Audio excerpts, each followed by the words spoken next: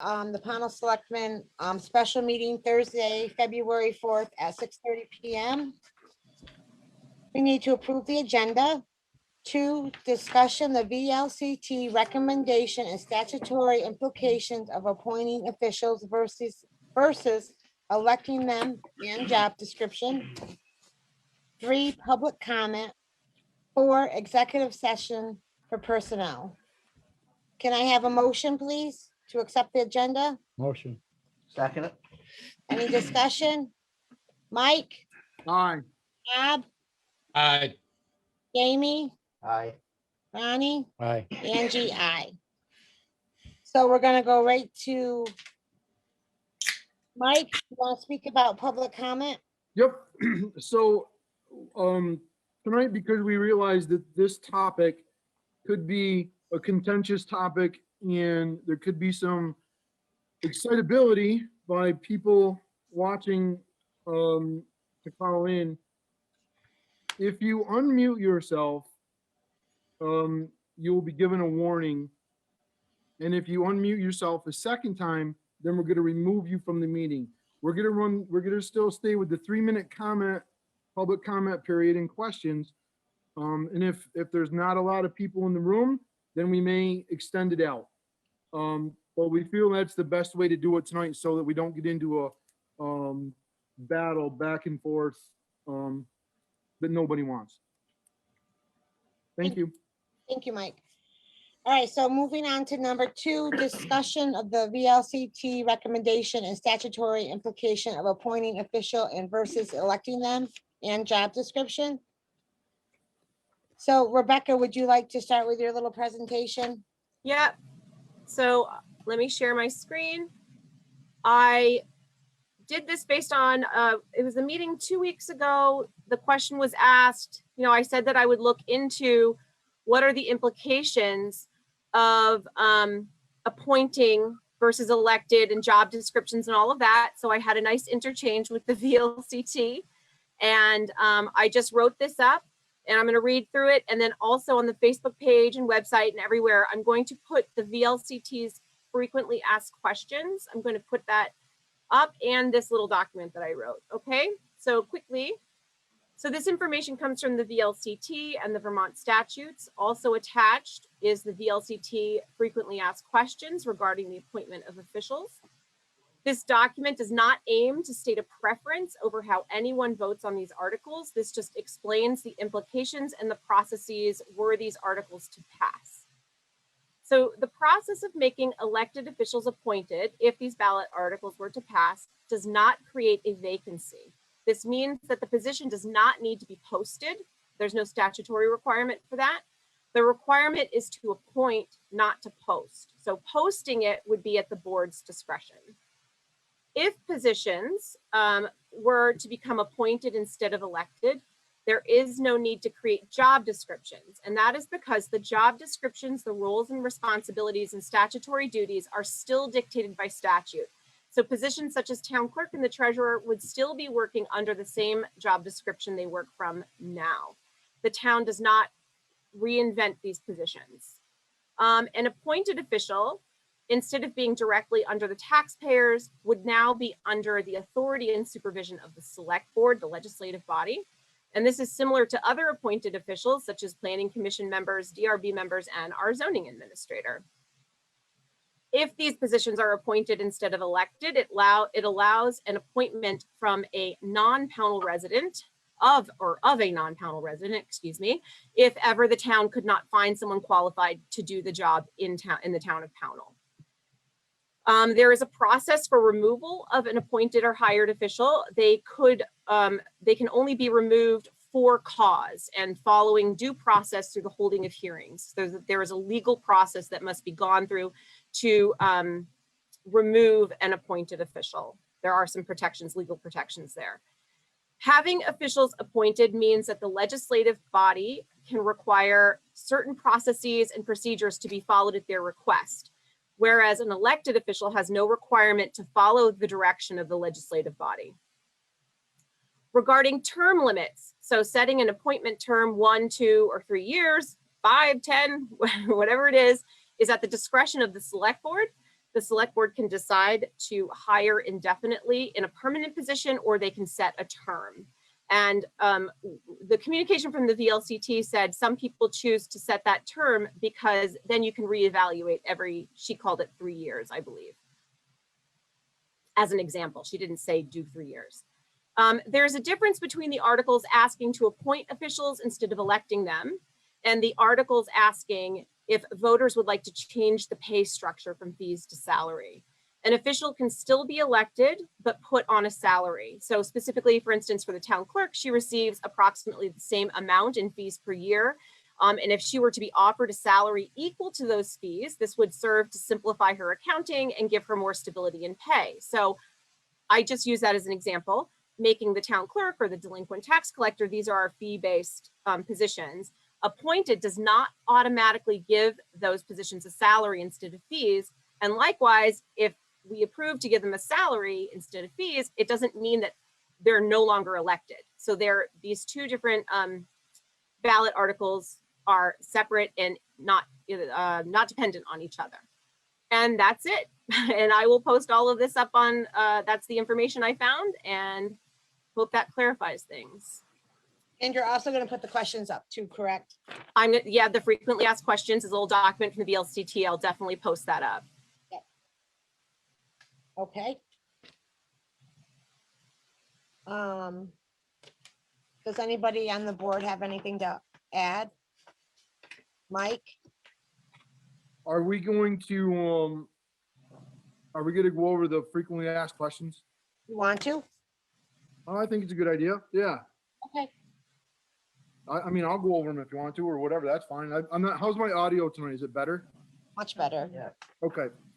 All right. And Mike, just for clarification, this is frequently asked questions from the VLCT, correct? That's right. That's right. I was gonna start right at the very top, Bob.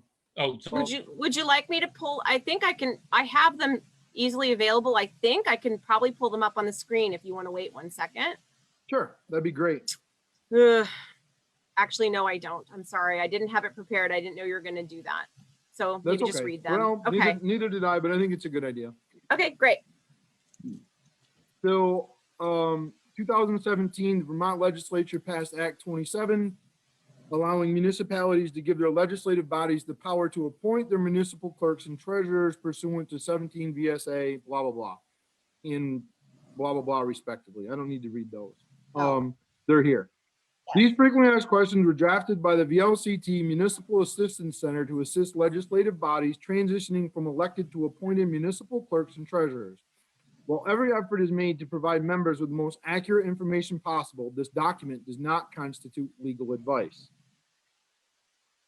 Question 1, how does a municipality move to an appointed municipal clerk or treasurer? A municipality's voters must approve a duly warned article to authorize its legislative body to appoint a municipal clerk or treasurer at an annual municipal meeting. And it gives us the statutes after everyone. I'm not going to read those. Nope. Number 2, can any municipality take advantage of this law? No. A municipality may not take advantage of the law if it has a municipal governance charter that specifically provides for the election or appointment of a municipal clerk or treasurer. Number 3, when can a municipality vote to move to an appointed clerk or treasurer? The municipality may only hold a vote on the question of whether to authorize its legislative body to appoint these officers at its annual meeting. 4, when does the vote take effect? Immediately upon passage, unless a petition for reconsideration or rescission is filed with the municipal clerk within 30 days following the date of the annual municipal meeting at which it occurred. It could be overturned. 17 VSA. See question 5 for additional information about the term of an incumbent clerk or treasurer.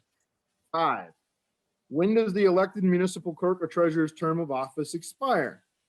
The term of the elected municipal clerk or treasurer in office at the time expires 45 calendar days after the annual meeting vote or on the date upon which the legislative body appoints a clerk or treasurer, whichever occurs first. Number 6, how long does the legislative body's appointment authority last? A vote to authorize a legislative body to appoint the municipal clerk or treasurer remains in effect until rescinded by the majority vote of the legal voters present and voting at either an annual or special municipal meeting duly warned for that purpose. Does an appointed municipal clerk or treasurer have to be a registered voter of the municipality? No. Although elected municipal clerks and treasurers must be registered voters of the municipalities they serve, there is no such explicit statutory requirement for an appointed clerk or treasurer. 8, can an appointed municipal clerk or treasurer still appoint an assistant? Yes, as the laws governing appointed municipal clerks or treasurers do not nullify any of the laws previously applicable to elected clerks and treasurers. Consequently, an appointed clerk must still appoint one or more assistants, and an appointed treasurer may appoint an assistant town or city treasurer. Considering, however, that an appointed clerk or treasurer serves at the pleasure of the legislative body, they should consult with the legislative body before making any appointments. Number 9, does an appointed clerk or treasurer have to take an oath of office? The same laws governing the oaths of office of elected municipal clerks and treasurers apply to those whom are appointed. Consequently, an appointed clerk and his or her assistants must be sworn before entering upon the duties of their office. However, neither an appointed treasurer nor her or his assistant must take an oath of office, though the treasurer of a village must do so. Excuse me. 10, does state law require an official record of appointment for an appointed clerk or treasurer? Yes. A municipal clerk must file a certificate of his or her appointment with the county clerk within 6 days of his or her appointment. The name of the appointed municipal treasurer must be transmitted by the municipal clerk to the state treasurer by July 1. The record of an assistant municipal clerk's appointment must be recorded in the municipal clerk's office and deposited with the county clerk. No record of appointment is required for an assistant treasurer. 11, is an appointed municipal clerk or treasurer an independent municipal official? Not exactly. An elected municipal clerk or treasurer is an independent municipal official who is not subject to the control of any other municipal official. Elected officials are directly accountable only to the municipality's voters. Town of Bennington versus Booth, 101, Vermont 24, 1928. In contrast, though, appointed municipal clerks and treasurers have direct authority from statute to perform their duties. Those duties must be done to the satisfaction of their employer. Example, the legislative body. An appointed municipal clerk or treasurer serves at the pleasure of the legislative body that appoints them, and if the legislative body is not satisfied with their job performance, it may terminate that clerk or treasurer. 12. What are the duties of an appointed municipal clerk or treasurer? An appointed municipal clerk or treasurer will have the same basic statutory roles and responsibilities as an elected municipal clerk or treasurer. The legislative body can add, but it cannot take away from these statutory duties. It is recommended that any additional duties be captured by a written job description. 13, can an appointed municipal clerk or treasurer be removed from office? Yes. Unlike an elected municipal clerk or treasurer who cannot be removed from office unless a municipality has a municipal governance charter which provides otherwise. An appointed municipal clerk or treasurer can be removed from office by the legislative body for just cause after notice and hearings. And that's it for those. Thank you. Thank you, Mike. Bob, do you have anything to add? No, I think that pretty much covered what the issues were, or what the facts are. Right. Jamie or Ronnie? No, I understand it. Okay. I I think Julie wants to make a comment. was just gonna say, is Julie or Ellen there? Just Julie? Julie's here. Okay, Julie, would you have a comment? I was looking for my unmute button. There you are, ma'am. You're unmuted. Okay. I actually do. I've talked to Rebecca and Mike about the appointed and elected stuff. And and I have a lot of questions and concerns. But, hold on, I'm still chewing an apple, I'm sorry. But my desire would be elected term clerk for 3 years. And the paid salary, and I'm not gonna say the word correctly, but like comparable or close to my current income that I receive as my wages now. I do have a concern about being appointed because I don't want to be at the whim of any given board. For example, like if 3 new people come in, somebody might have an issue per se. So I'm still questionable on that. I'd like to think that, we're not guaranteed to be appointed. I mean, I'd like to think that we would still like maintain to be in that position. However, I have some reservation about it.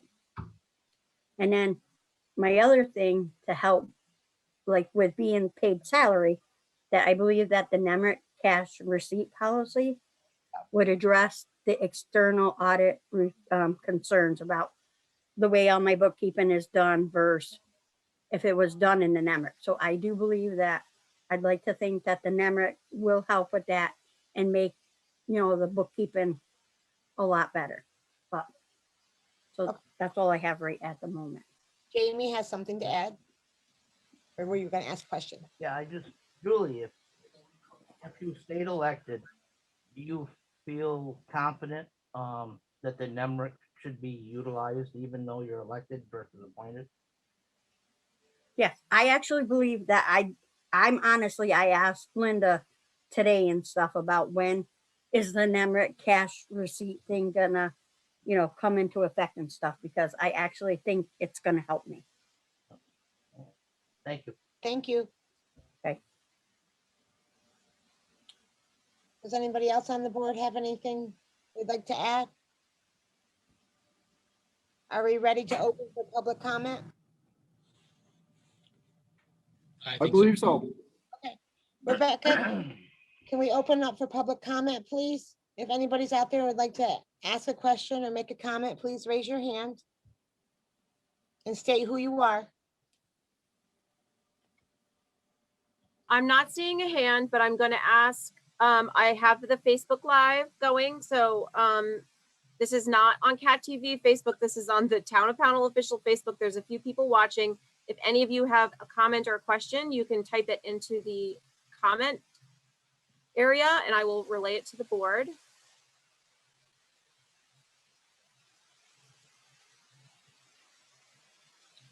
And I'm not seeing anyone typing or anything, so I am not seeing anyone requesting public comment at this time. Okay, then. I guess I'll entertain a motion to go into executive session for personnel. Move. Do I have a second? Second. Mike, Aye. Bob, Aye. Jamie, Aye. Ronnie, Aye. Angie, I. Question, will you be taking action? Or can I end the meeting for everyone? I believe action will be taken. Motion to come out of executive session, please. Second. that. You gotta make it. He so So moved. moved. Oh, so move. A second. Seconded it. Okay. Mike, Aye. Bob, Aye. Jamie, Aye. Ronnie, Aye. Angie, I. Okay, we're back into regular session. I make a motion that we remove the animal control officer from that position effective tonight immediately. Second that. Any discussion? Mike, Aye. Bob, Aye. Jamie, Aye. Ronnie, Aye. Angie, I. Can I entertain a motion to adjourn? I make a motion, we adjourn. Do I have a second? Second. Mike, Aye. People waiting on that. Aye. Jamie, Aye. Ronnie, Aye. Angie, I. Thank you, everybody. Everybody have a good night.